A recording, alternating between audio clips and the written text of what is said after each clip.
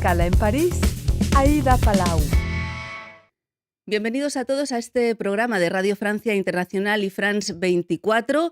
En septiembre de 2024, el mundo descubría al monstruo de Mazán, Dominique Pellicot, en el inicio del juicio en Aviñón, en el sur de Francia, por haber drogado y violado con otros 50 hombres a su mujer, Gisèle Pellicot. El proceso duró casi 4 meses. Poco más de un año después se acaba de publicar La vergüenza, crónica del juicio del caso Pellicot, escrito por la periodista española que más horas pasó en ese tribunal, Raquel Villaécija. Muchísimas gracias por estar con nosotros. Muchísimas gracias a vosotros. Bueno, Raquel, que colabora con esta casa y que además trabaja para El País desde Francia. El proceso lo cubrió para otro diario, el diario El Mundo, para el que trabajaba en ese momento.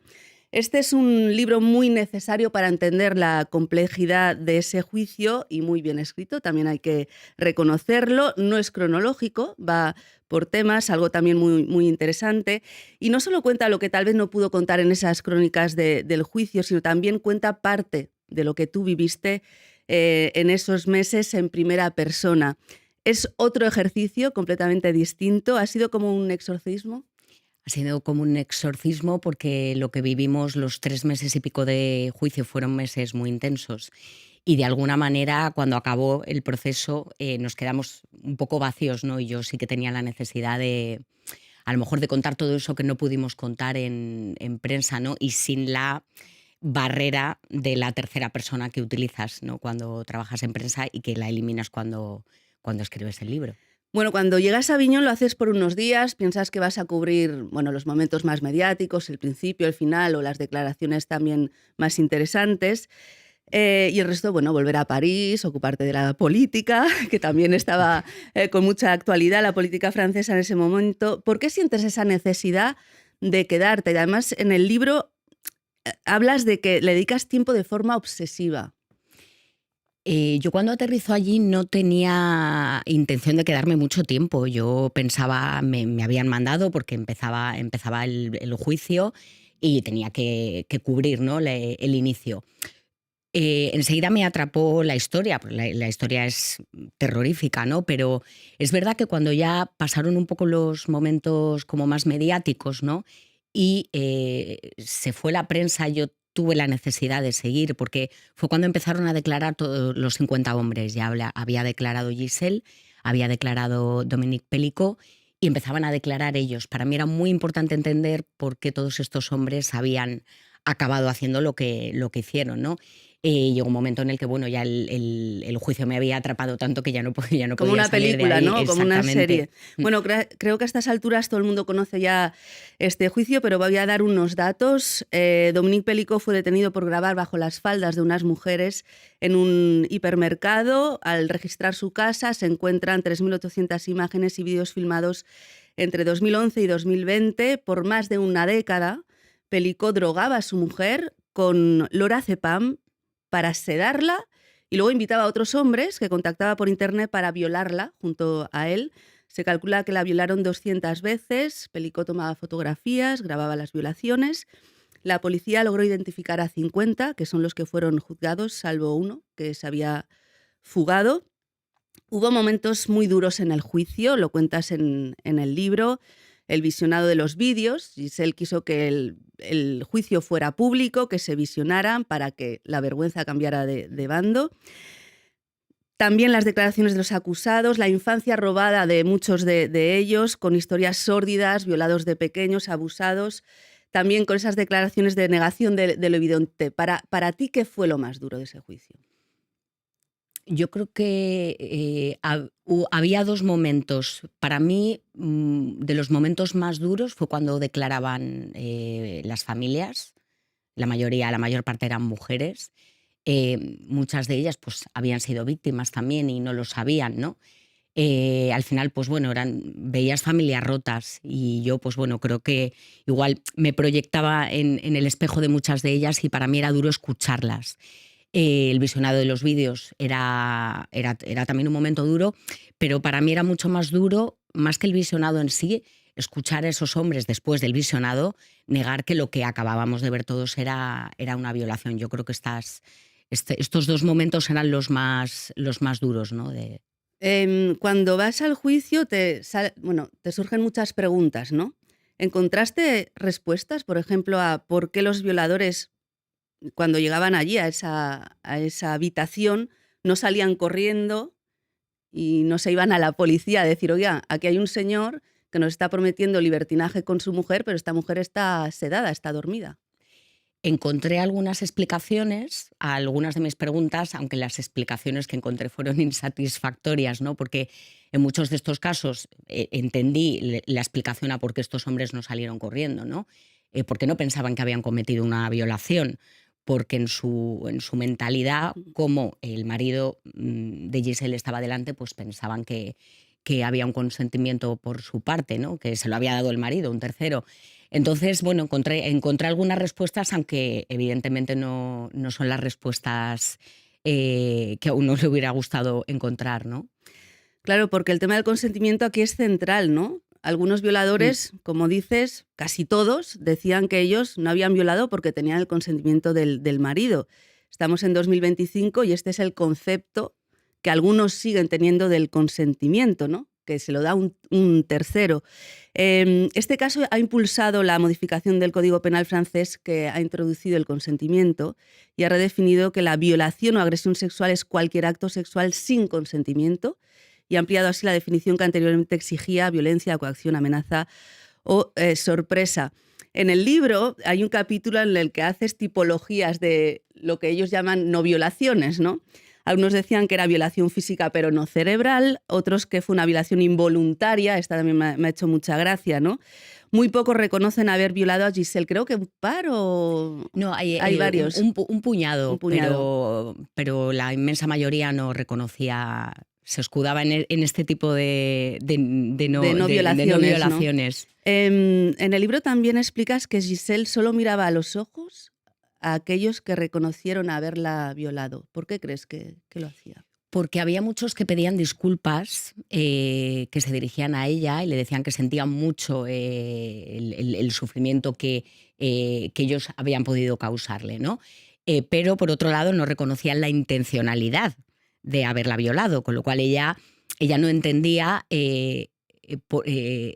la falta de sinceridad, ¿no? de unas disculpas cuando no está reconociendo un delito, ¿no? Que además luego pues estábamos viendo todos en los vídeos, ¿no? Entonces ella solamente miraba a los que eran, entre comillas, honestos, ¿no? Y reconocían el delito, le pedían disculpas, pero los que no lo hacían, no. ¿Qué persona te impactó más en este proceso? Me impactó mucho. Aparte de Giselle, supongo, ¿no? Sí, aparte de Giselle, me impactó mucho la historia de uno de los acusados, que yo creo que era de los más complejos y complicados, que había trabajado como bombero. Y bueno, pues él no entendía, se había pasado toda su vida salvando, ayudando a la gente, ¿no? Y salvando vidas, y de repente pues se encontraba en un box con unas esposas y encerrado en la cárcel. Me impactó su historia, sobre todo porque su padre fue uno de los pocos que declaró como testigo, y bueno, pues el padre había perdido a su mujer, este acusado había perdido a su madre estando él en la cárcel, y el padre no le perdonaba. Esa declaración fue bastante dura, yo creo, y este fue uno de los momentos que más me conmovieron. En Aviñón se creó como una especie de burbuja, según cuentas, ¿no? Lo mismo, estabas en una brasería y al lado estaba un grupo de acusados tomando una cerveza, o la abogada de Dominique Pelicot, con la que creo que cenaste alguna vez, Sí. o la misma Giselle. Es imposible no empatizar incluso con los acusados, ¿no? Bueno, al final pasábamos muchas horas en una sala todos juntos, muchos días, muchas semanas, que luego fueron meses, compartiendo los espacios fuera del tribunal, porque salías a la cafetería, en la cafetería de enfrente te encontrabas con acusados, te encontrabas con abogados, con lo cual al final ese viaje que hicimos, cada uno en el papel que le había tocado, lo hicimos juntos. Entonces, bueno, pues obviamente había historias muy, muy duras, ¿no? La de Giselle, obviamente, y ella misma también empatizaba, ¿no? Tenías que intentar empatizar para encontrar respuestas. Este proceso transformó, bueno, yo digo que tiene una dimensión casi universal, ¿no? pero también transformó a la gente que estaba en esa burbuja. Hubo un proceso, ¿no? Un antes y un después, por ejemplo, con una de las personas con la que hablabas mucho, la brasería. Eh, ¿De qué manera te transformó a ti? Yo creo que la historia del camarero y la mía, que hicimos un viaje un poco a la inversa, es bonita, ¿no? Porque él empezó un poco en la posición de hombre, ¿no? Defendiendo a los acusados y al final acabó echándoles del bar y viajando al otro lado, intentando entendernos a nosotras, ¿no? Y yo hice también un viaje parecido, ¿no? Intenté meterme en la cabeza de esos hombres. Este caso me ha transformado y, bueno, pues hay una parte de mí que se ha quedado en ese tribunal, ¿no?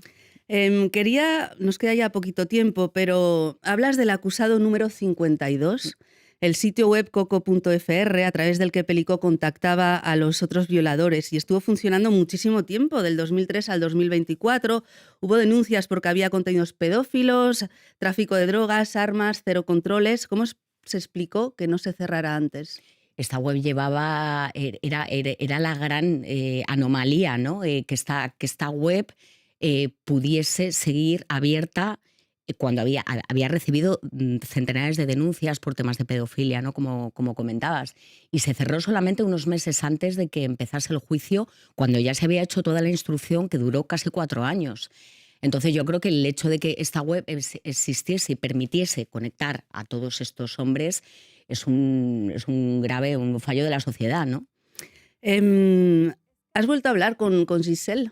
Sí, en el juicio de apelación porque uno de los acusados apeló. ¿Y cómo la viste? Pues a Giselle la vi mucho más empoderada, que se fue empoderando ya en Aviñón, ¿no? Pero la vi como mucho más tranquila, obviamente, porque esta vez se enfrentaba a solo un acusado, no a 50 más su marido. La vi mucho más aliviada y mucho más empoderada, y yo creo que esa vergüenza que pudo haber tenido, ¿no? Al principio en Aviñón se había despojado completamente de ella, ¿no? Y ya para terminar, escribes, como periodista cuentas una historia, pero al final acabas formando parte de ella. ¿Cómo saliste de ese juicio, o aún estás un poquito allí? Estoy todavía valorando los daños colaterales, pero de ese tribunal yo creo que hay una parte de mí que se ha quedado y que no va a salir. Y bueno, creo que debe ser así, ¿no? Bueno, pues Raquel Villaécija, muchísimas gracias, ya no nos queda más tiempo. Te deseamos mucho éxito con este libro, La vergüenza, crónica del juicio del caso Pelicó. Muchas gracias a ti. Y gracias a todos ustedes por habernos acompañado. Ya saben que también nos pueden seguir por internet en rfimundo.com y en france24.com. Hasta pronto, amigos.